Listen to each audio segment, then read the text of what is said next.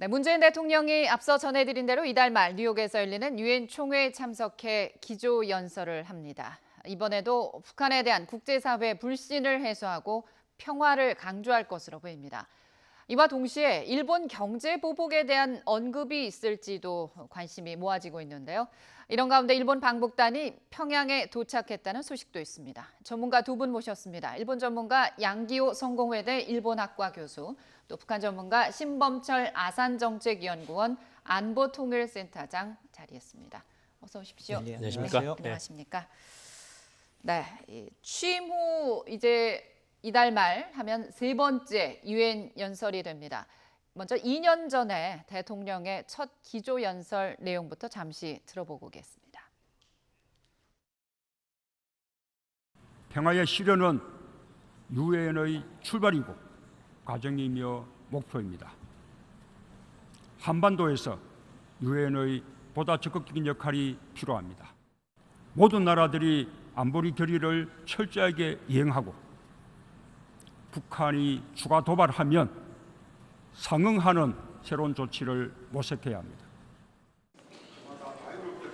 네, 전해드린 대로 2017년 처음으로 유엔 총회 연설에서 대통령이 한 내용이었습니다. 무려 22분 동안 평화와 유엔 정신을 강조했는데요. 그렇다면 이번 올해 세 번째 기조연설에서는 또 과연 어떤 내용을 담게 될지 주목이 됩니다. 2년 전, 또 1년 전에도 했었던 그 기조연설, 어떻게 내용이 좀 많이 달라졌겠죠? 크게 달라지진 않는다고 생각해요. 기본적으로 문재인 대통령의 유엔 메시지는 평화에 있죠. 한반도 네. 평화체제 구축에 관한 메시지가 일관되게 이어져 오고 있다. 네. 2017년 당시에는 북한의 도발을 잠시 언급했는데 사실 그때는 북한이 대륙간 탄도미사일 연이어 발사하고 유엔도 제재를 계속 만들고 있는 상황이었기 때문에 그것을 네. 강조한 것이고 지금 뭐 이제 다음 주에 유엔에 가셔서 연설을 하실 경우에는 이제 한반도 상황에서 새로운 평화체제 구축이 필요하고 그것에 관련해서 끊임없는 길을 가겠다 하는 지난 3년간 이어왔던 우리 정부의 대북 정책 기조를 계속해서 강조하실 거라고 생각합니다. 거기에 추가해서 우리가 유엔에 기여하는 부분도 조금씩 언급을 했는데 네. 이번과 같은 경우에는 총회 계기에 P4G라고 해서 파트너스 포 그린 그로스 우리가 주도했던 녹색 성장 관련해서 정상회담 같은 게 개최돼요. 네. 그런 것과 관련해서 한국이 기여해 왔던 것도 강조하실 거라고 더불어서 생각합니다. 다시 대화 테이블에 나서기로 한 북한의 의지를 한 번 더 강조하지 않을까 싶어요. 예, 그렇습니다. 그런 북한 김정은 위원장의 결단을 촉구하면서 이제 새롭게 조성되고 있는 북미 실무협상 그리고 연말로 예정된 뭐 북미 간의 정상회담 이런 부분이 긍정적으로 이렇게 작용을 해서 남북 관계와 선순환을 이뤘으면 좋겠다 하는 바람을 피력하실 거라고 생각합니다. 네, 북한에 관련 메시지도 참 관심이지만 최근 들어 저희 일본과의 관계가 상당히 안 좋아지고 있기 때문에 일본 경제 보복과 관련한 언급도 있지 않을까 하는 그런 것도 관심을 모아지고 있는 그런 부분입니다. 어떻게 보면 세계 주요 정상들이 다 유엔 총회에 참석하기 때문에 여기에서 어떻게 보면 국제 여론을 우리나라에 좀 더 유리하게 가져올 수 있는 기회가 되지도 않을까, 기회가 될 수도 있지 않을까 이런 분석도 나오고 있긴 하거든요. 맞습니다. 이제 엊그저께 우리가 그 WTO에서 일본 측을 제소를 했거든요. 예. 그런 과정에서는 충분하게 우리의 어떤 입장을 알리는 것이 필요합니다. 저는 어떤 면에서는 일본을 자극할 필요는 없지만 열린 시장 또는 자유무역 질서에 대한 원칙적인 그 재확인은 필요하다고 봅니다. 공정하고 무차별하고 어떤 개방적인 그런 시장 질서라는 것이 전후의 이런 그 유엔의 국제 질서의 원칙과도 부합되는 것이고 네. 그것이 바로 이제 어떤 전쟁을 예방하고 이런 주요국들 간의 평화와 상호 호혜적인 경제 협력을 지탱해 왔거든요. 예. 그런 점에서는 일본을 염두에 둘 필요는 없지만 원칙적인 입장에서 그런 것을 재확인할 필요는 있다고 봅니다. 하지만 일부에서는 말이죠. 대통령이 어떤 공식적인 언급을 유엔 무대에서 한다면 어차피 아베 총리도 이제 뉴욕에 오고 그러기 때문에 한일 정상회담 등 열릴 수 있는 여러 가지 가능성이 있는데 그게 오히려 더 악화가 되지 않을까 하는 우려도 있더라고요. 근데 문제는 이제 일본 측의 대응인데요. 지금 아베 수상의 누차에 걸쳐가지고 이것은 이제 국제법에 대한 어떤 그 비정상적 상태를 말하자면 한국이 강제징용 해법을 책임을 지고 해결해야 된다는 주장을 지금 누차 강조를 하고 있거든요. 예. 또 뿐만 아니라 이제 여러 가지 지난번에 예를 들면 고노타로 전 외무대신이 블룸버그 쪽에다가 이렇게 그 게재를 해가지고 일본 측의 억지 주장을 이렇게 소개를 했습니다. 예. 그런 점에서는 적절한 어떤 시간, 적절한 장소에서 우리 측의 입장을 알릴 필요가 있습니다. 예. 저쪽에서는 지금 아베 수상까지 포함해가지고 적극적으로 여론전으로 나오고 있는 상황인데 우리 측에서 그냥 이것을 무시하고 지나치는 것은 저는 적절하지 않다라고 봅니다. 네. 충분하게 한국의 입장, 그러니까 이 문제에 대해서는 일본 측이 먼저 안보상의 이유를 들면서 수출 규제를 해온 것이고 이것은 분명히 자유무역 질서에 대한 일종의 도전이거든요. 그런 점에서는 한번 짚고 넘어갈 필요가 있다라고 봅니다. 어떻게 보면 외교 무대에서 공식적인 외교 무대에서 기술적인 대통령의 어떤 그런 언급도 필요하다는 그런 얘기이신 맞습니다. 것 같습니다. 네, 대통령의 뉴욕행, 유엔의 기조연설 그리고 있을 한미 정상회담을 위해서죠. 이번 유엔 기조연설 전후로 아마 트럼프 대통령과 만날 걸로 예정이 돼 있습니다. 아무래도 주요 의제는 북미 협상 재개겠죠. 예, 그게 지금 한반도 안보 또는 동북아 질서에서도 가장 중요한 문제 중에 하나이기 때문에 네. 문재인 대통령께서도 그것과 관련해서 철저한 준비를 하고 가실 거고 네. 트럼프 대통령도 자신이 지금 실무회담이라든가 정상회담을 추진하는 입장에서 한국과 어떻게 공조를 할 것인가 관심이 높을 겁니다. 네. 그것이 가장 중요한 의제가 될 거고요. 네. 다른 의제는 또 트럼프 대통령이 자기의 정치적 아젠다를 끼워넣을 거예요. 그래서 방위비 분담금에 대한 예. 압박이 있을 거로 예상되고요. 네. 또 미국 측에서는 지소미아 한일 군사정보 보호 협정과 관련해서 그것을 갖다 한국이 종료를 철회하라는 입장이 있기 때문에 네. 이것을 갖다가 또 강도 높게 요구할 가능성도 있다. 네. 이 세 가지가 핵심 아젠다가 될 것이고 우리가 지금 가장 중요하게 생각하는 것은 북한 핵 문제이기 때문에 그 부분에 우리는 집중을 해야 된다고 생각합니다. 네. 일단 하나하나 짚어보죠. 지금 북미 협상 재개를 앞두고 한미 정상들이 만나서 얘기할 수 있는 여러 가지 의제 중에 북미 대화, 또 방위비 분담금, 지소미아 종료 이런 여러 가지 얘기를 해주셨는데요. 일단 먼저 북미 협상 재개를 이제 눈앞에 저희가 두고 있습니다. 먼저 손을 내민 건 북한이잖아요. 어쨌든 물론 조건을 달긴 했습니다. 조선신보를 통해서 보면 이달 하순쯤 미국과 마주 앉아 토의할 용의가 있다. 이게 최선희 외무성 제1부상이 공식적으로 발표를 했습니다. 단 미국이 새로운 계산법을 갖고 와야 한다. 올 하반기에 실무 협상이 결렬된다면 북한은 새로운 길을 모색할 것이다. 이런 얘기를 했는데 문구를 하나하나 좀 살펴보겠습니다.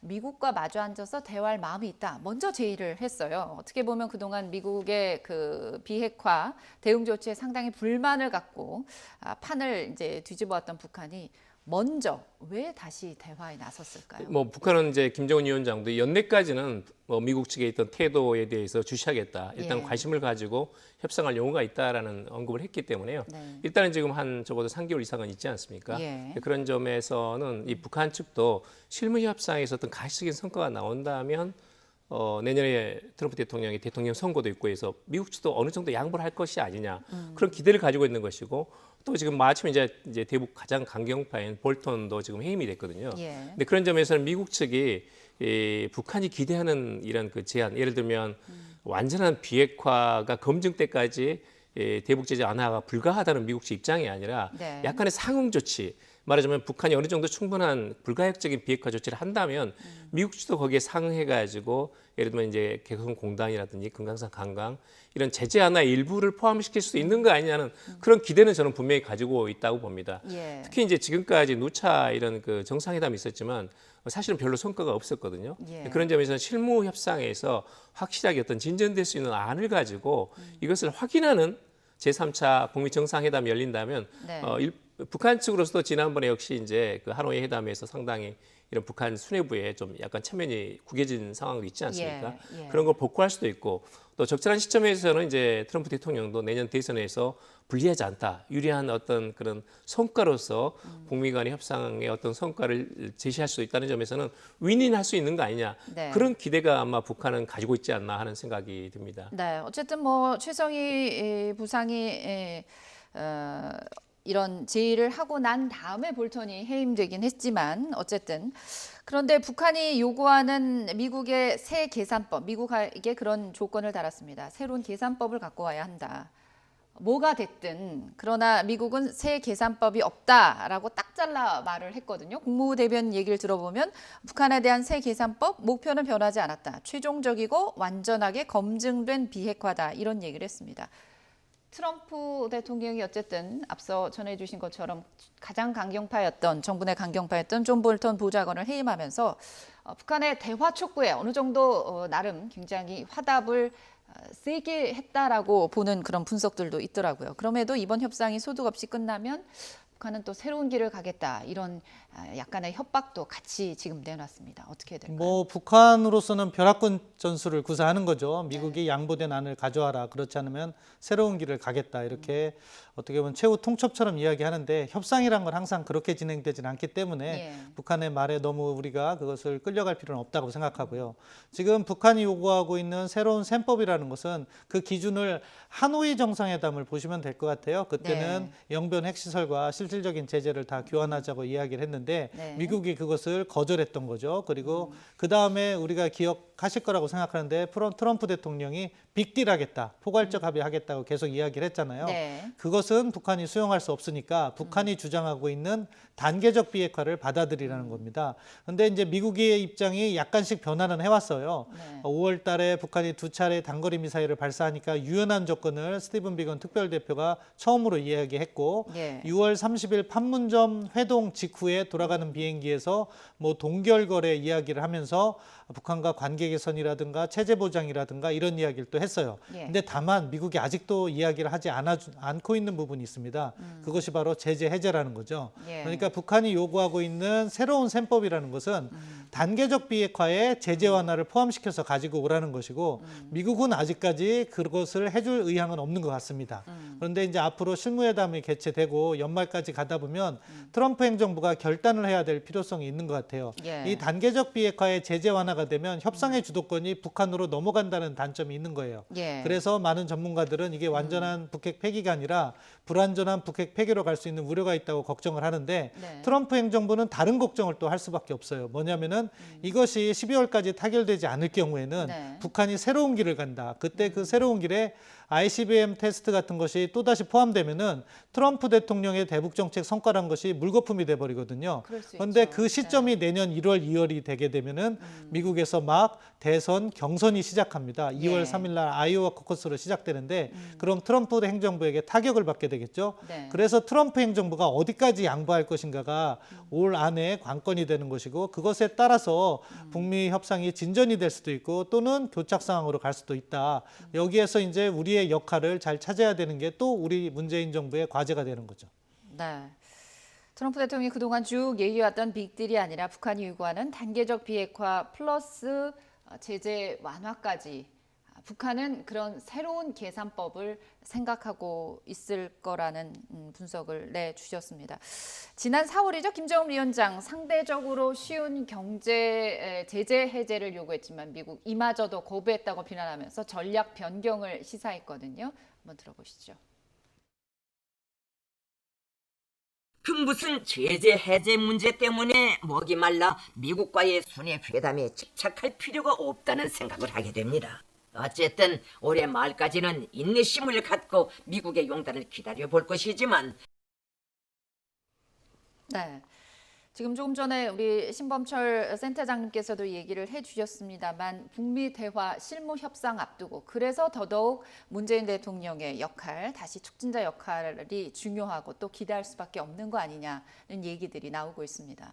맞습니다. 이제 사실은 그동안에 남북 정상회담이 3차례 있었고 또 판문점 회담까지 포함하면 북미 간에 3차례 있었거든요.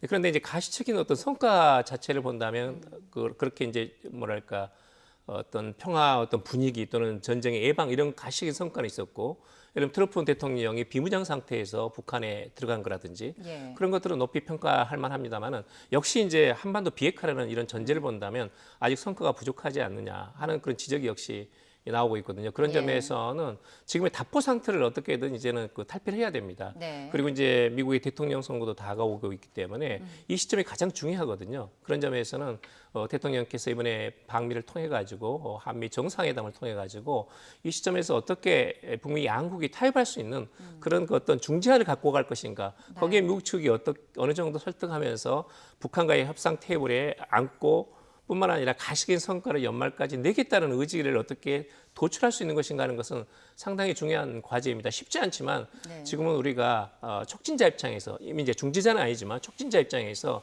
이 점에 대해서 충분히 역할을 해야 어떤 문재인 정부의 어떤 외교적인 성과로서 이것을 우리가 평가할 수 있는 거거든요. 그런 점에서는 이번에 한미 정상회담이 상당히 좀 기대되는 면도 있습니다. 네.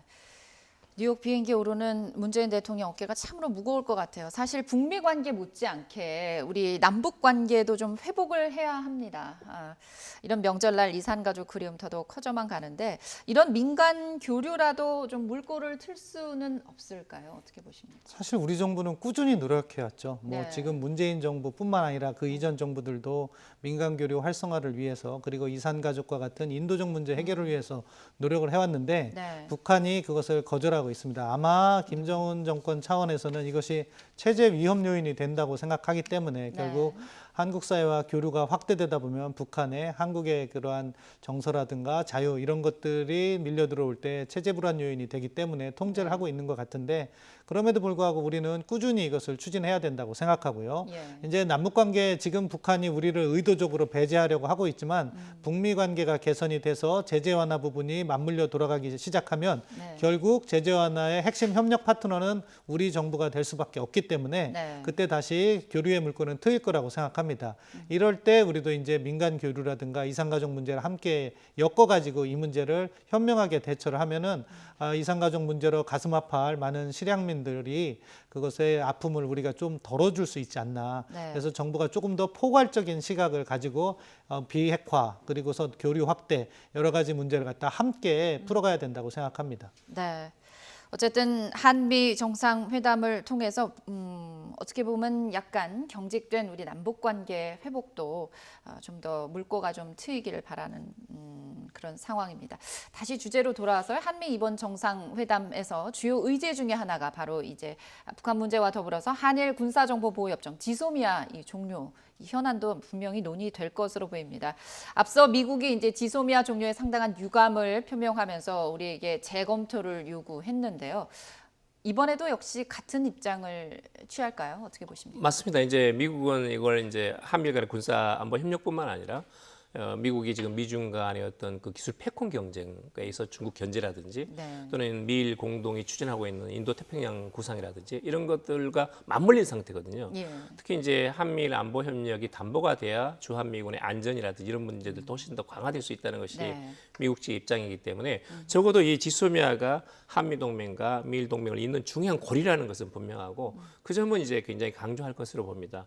그런데 이제 지난번에도 약간 약간 반응이 달랐습니다. 그러니까 국무부하고 백악관은 반응은 달랐는데 예. 국무부에서는 이제 매우 심히 유감이다, 우려한다 이런 발언이 나왔지만 네. 일단 이제 트럼프 대통령은 잠시 지켜두고 보자라는 네. 그런 언급을 했거든요. 그런 점에서는 이 문제 자체가 이제 어떤 그 강도로 본다면 과연 백악관에서 어느 정도를 생각할 수 있는지에 대해서는 조금 약간 미국 국무부하고 약간 차이가 있지 않나는 생각이 듭니다. 예. 단지 이제 전통적으로 미국의 이런 그 동아시아 외교라는 것은 한미 간의 안보 협력이 가장 중요한 기축이기 때문에 실무 간의 어떤 고위 당국자 회담에서는 이야기가 많이 나오겠지만 정상회담에서 이 문제가 구체적으로 다뤄질지에 대해서는 좀 미지수입니다. 그럴까요? 유엔 총회에서 어쨌든 아베 총리도 참석을 하기 때문에 이번 기회에 문재인 대통령과 만날 가능성, 회담할 가능성도 배제할 수는 없는 그런 상황이거든요. 근데 이제 지금 상태는 쉽지 않다고 봅니다. 그러니까 정상회담이라는 것은 결국은 이제 양자 간에 충분한 이 문제에 대해 어떤 해법을 도출한 상태에서 네. 그걸 확인하는 과정이거든요. 예. 그렇지 않은 상태에서 섣불리 만나가지고는 또다시 갈등이 재현될 상황만 다시 전개되는 그런 상황이 나오기 십상입니다. 네. 그런 점에서는 12월 25일에 베이징에서 또는 그 한중일 정상회담이 있습니다. 네. 또 양자회담, 한일 정상회담도 있을 예정이기 때문에 네. 그때까지 어떤 그런 10월 22일 이랑 즉위 축하식 네. 그리고 11월 23일에 이제 지소미아가 종료되는 시점이 있거든요. 네. 거기까지는 적어도 우리 정부에서 일본이 이런 수출 규제라든지 또는 한국에 대한 화이트 국가 배제 이것을 원상복귀시킨다면 우리도 지소미아를 원상복귀할 수도 있다라는 이제 그런 그 총리실의 어떤 언급이 있었거든요. 예. 그런 점에서는 오히려 저는 기대하기로는 미국 측에서 네. 이것을 이런 그 한미 정상회담, 미일 정상회담이 예정돼 있기 때문에 예. 이런 점에서 미국의 트럼프 대통령이 어느 정도 적어도 이 지소미아도 정상화시키고 뿐만 아니라 수출 규제하고 또는 일본의 한국에 대한 이런 경제 보복 이런 상태가 분명히 이건 어느 정도 수준을 넘어선 거거든요. 지나친 겁니다. 우방에 있어서 안보 상의 이유를 들면서 수출을 규제한다는 건 있을 수 없는 일입니다. 이런 점에서는 미국이 충분히 좀 적절한 어떤 그 뭐랄까 관심을 표명하는 것이 네. 바람직하다라는 정도만 좀 말씀을 드립니다. 네. 어쨌든 뭐 우리 정부 역시 국익에 부합하지 않는다는 판단으로 지난달 이제 지소미아 종료를 결정했는데요. 종료 통보는 했지만 어떻게 보면 아직 재고 기한은 남아 있습니다. 아까 말씀하신 것처럼 11월 23일부터니까 22일 자정까지는 유효한데 이 사이에 양국 간 좀 더 진전된 실질적인 긍정적인 합의가 좀 나올까요? 어떻게 보십니까? 있었으면 좋겠는데 현실적으로 좀 어렵다고 평가합니다. 왜냐하면 그것을 만들기 위해서는 지금 한일 간 양자 접촉이 필요해요. 예. 그래서 서로가 서로에 대해 갖고 있는 불만을 풀어나가야 되는 거죠. 예. 말씀하신 대로 우리 입장에서는 일본의 부당한 백색 국가 지정 제외가 문제인 거고 예. 아베 행정부 입장에서는 우리 정부가 강제징용 문제와 관련해서 제대로 대응을 하지 않았다. 네. 근데 이제는 또 그쪽에서 토라졌는지 우리가 적극적으로 대응을 하려고 해도 또 아베 행정부가 그것을 협상을 안 하고 있어요. 이제 그런 문제를 갖다 함께 풀어야지 이 문제와 맞물려 가지고 지소미아 문제도 해결할 수 있는데 지금은 그 상황이 아닌 것 같습니다. 따라서 예. 한일 간의 대치는 조금 더 지속될 것으로 보고요. 네. 미국의 입장이 이제 아주 묘한 건데 아마 양비론으로 갈 것 같긴 해요. 일본도 백색 국가 지정 제외라는 것을 했기 때문에 아베 총리를 만나서 트럼프 대통령은 그것에 대해서 일본 행정부가 좀 유연한 입장을 보여라 이렇게 얘기할 테고 네. 문재인 대통령을 만나서는 지소미아 종료는 뭐 미국과 국익과도 직결돼 있으니까 한국 정부가 그것을 갖다가 좀 철회해 주길 바란다 이런 메시지를 전할 건데 이제 그렇게 되면은 양국이 이제 중요한 건데 미국과의 관계가 어떻게 설정되어 있느냐가 또 다시 영향을 미친다고 봅니다. 예. 우리가 북한 핵 문제라든가 그런 부분에 있어서 미국을 견인하기 위해서는 약간 그런 부분에서 우리가 유연성을 보일 필요도 있고요. 예. 그렇기 때문에 이것이 과연 어떻게 될지는 정상회담 지켜본 직후에 다시 한번 이 자리에 있으면 평가를 해드릴 수 있는데 네. 지소미아 부분은 저는 변수가 생길 수도 있다고 생각합니다. 그럴까요?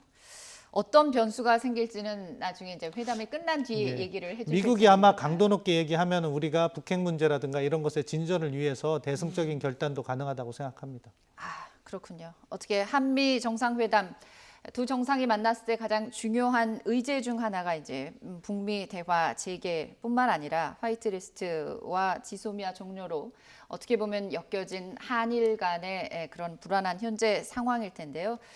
두 의제들이 서로 어떻게 보면 얽혀 있다고 볼 수 있기 때문에 네, 이 부분을 어떻게 문재인 대통령이 외교적으로 단판을 짚고 온다는 표현이 적절할지 모르겠지만 어떤 식으로 이 문제를 조금이라도 매듭을 풀고 올 수 있을지 저희가 지켜봐야 되겠습니다. 네, 지금까지 양기호 성공회대 일본학과 교수 또 신범철 아산정책연구원 안보통일센터장과 함께 얘기 나눠봤습니다. 두 분 오늘 감사합니다. 감사합니다. 네. 네, 고맙습니다.